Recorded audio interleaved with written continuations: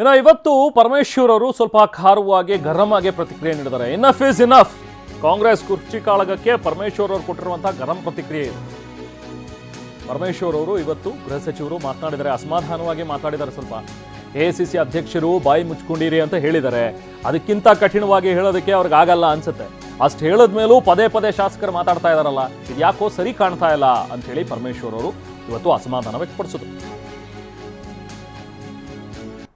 ಅವರು ಎಷ್ಟರ ಮಟ್ಟಿಗೆ ನಮ್ಮ ಎಐಸಿಸಿ ಅಧ್ಯಕ್ಷರು ಹೇಳಿದ್ದಾರೆ ಅಂದರೆ ಬಾಯಿ ಮುಚ್ಕೊಂಡು ಸುಮ್ಮನೆ ಇರಿ ಅಂತ ಹೇಳಿದ್ದಾರೆ. ಅದಕ್ಕಿಂತ ಕಠಿಣವಾಗಿ ಹೇಳೋದಕ್ಕೆ ಎಐಸಿಸಿ ಅಧ್ಯಕ್ಷರಿಗೆ ಆಗೋದಿಲ್ಲ. ಅಷ್ಟಾದರೂ ಕೂಡ ನಮ್ಮಲ್ಲಿ ಶಾಸಕರಾಗಲಿ ಮತ್ತು ಮುಖಂಡರುಗಳಾಗಲಿ ಪದೇ ಪದೇ ಅದ್ರ ಬಗ್ಗೆ ಮಾತನಾಡ್ತಕ್ಕಂಥದ್ದು ಸರಿ ಕಾಣಿಸೋದಿಲ್ಲ.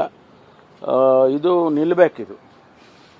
ಯಾಕೆಂತ ಹೇಳಿದರೆ ನಾವು ಆಡಳಿತದ ಕಡೆ ಗಮನ ಹರಿಸಬೇಕು. ಜನಸಮುದಾಯ ನಮ್ಮನ್ನು ನಿರೀಕ್ಷೆ ಮಾಡಿರೋದೇ ಬೇರೆ. ಅದು ಬಿಟ್ಟು ನಾವು ಈ ರೀತಿ ಸಾರ್ವಜನಿಕವಾಗಿ ಇದನ್ನೆಲ್ಲ ಮಾತಾಡಿಕೊಂಡು ಒಬ್ಬೊಬ್ಬರು ಒಂದೊಂದು ಹೇಳಿಕೆ ಕೊಟ್ಕೊಂಡು ಹೋಗೋದು ಸರಿ ಕಾಣಿಸೋದಿಲ್ಲ. ಹೈಕಮಾಂಡ್ನವರು ಕೂಡ ಇದನ್ನು ಗಮನಿಸ್ತಾ ಇದ್ದಾರೆ ಅಂತ ನಾನು ಅಂದ್ಕೊಂಡಿದ್ದೇನೆ. ಸಂದರ್ಭ ಬಂದಾಗ ನಾನು ಕೂಡ ಹೈಕಮಾಂಡಲ್ಲಿ ಮಾತಾಡ್ತೇನೆ. ಯಾಕೆಂತಂದರೆ ಇದು ಎನಫ್ ಈಸ್ ಎನಫ್. ಇದು ನಿಲ್ಲಬೇಕಿದು. ಇದು ನಾವು ಜನ ನಮ್ಮನ್ನು ಗಮನಿಸ್ತಾರೆ.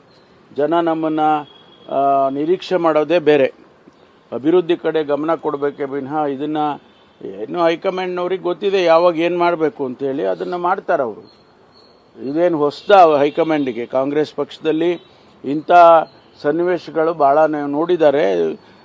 ಅದಕ್ಕೇನು ಕ್ರಮ ತಗೋಬೇಕೋ ತಗೊಂಡಿದ್ದಾರೆ. ಕರ್ನಾಟಕದಲ್ಲೂ ಕೂಡ ಇಂಥದ್ದು ಹಿಂದೆ ಎಲ್ಲ ನಡೆದಿದೆ. ಬೇಕಾದಷ್ಟು ಸಾರಿ ಇಂಥದ್ದೆಲ್ಲ ನಡೆದಿದೆ. ಅದಕ್ಕೆ ನಾವು ಸಹನೆಯಿಂದ ವರ್ತಿಸೋದು ಒಳ್ಳೆಯದು ಅಂತೇಳಿ ನನಗನ್ಸುತ್ತೆ.